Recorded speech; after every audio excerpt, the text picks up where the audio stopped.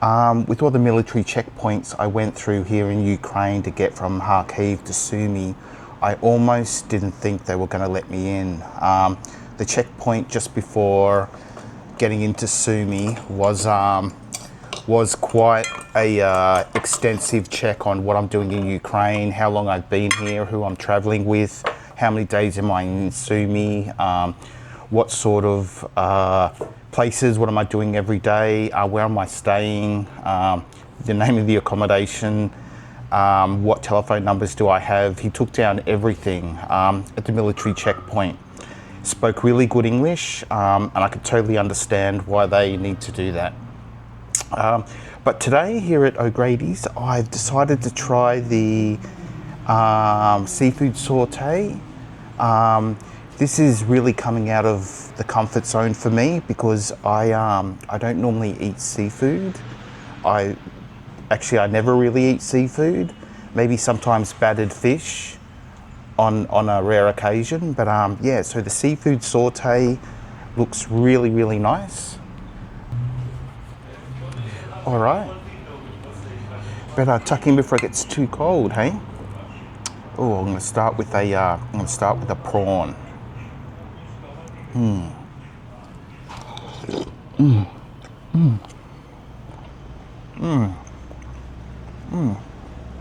It is very hot. That's the main thing. Right. With coffees, sometimes when I have them, they are. I really don't like it when Darwin cafes make their flat whites that are not hot. They're just warm, and I don't know how to tell their barista that their coffees aren't hot enough. But this seafood saute, the temperature of this saute is just beautiful.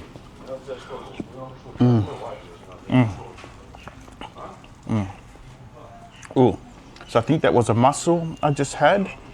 The thing about seafood, I think, and the thing about lots of foods is that if there's lots of sauce, it doesn't really matter what you're eating because the sauce trumps everything. So my palate is not that refined, but I love sauce, and that sauce makes that mussel taste even better. Oh my goodness.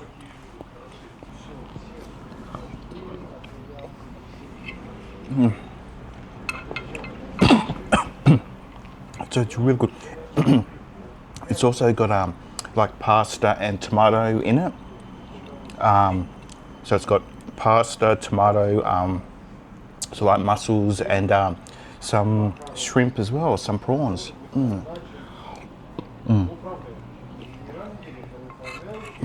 It is very nice.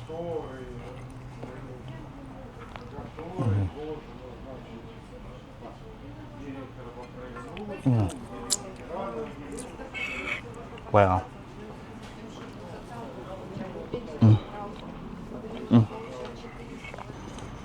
So yesterday I took a taxi to a pub, and I met my first serving soldier in Ukraine that's posted in Sumy, that is a Ukrainian, speaks a little bit of English, but we'd have to use a translator for the interview.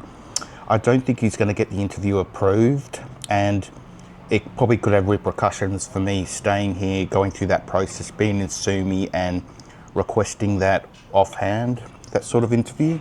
So he's going to request it with his management.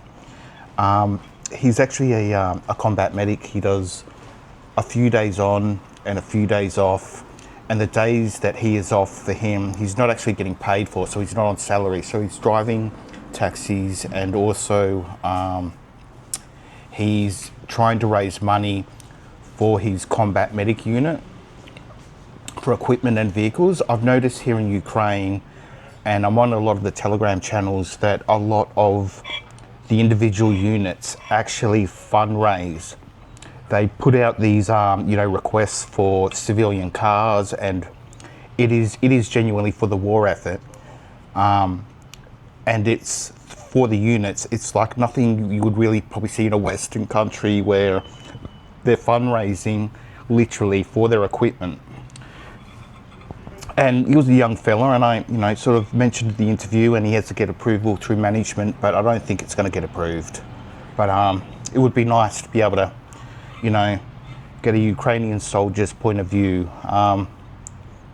Yeah. All right.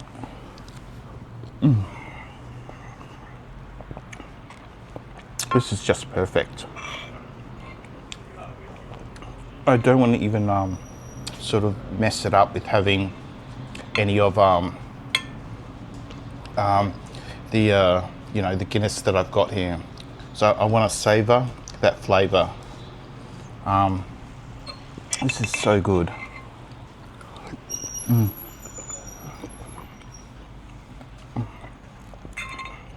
It really is.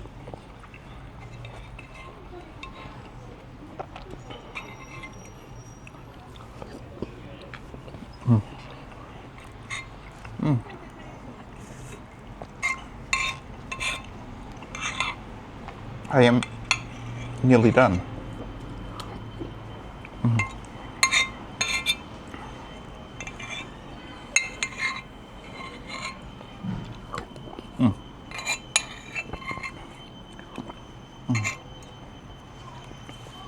I could actually go for another 2 more servings of that, but I won't. But very delicious, very, very delicious. So I give it. I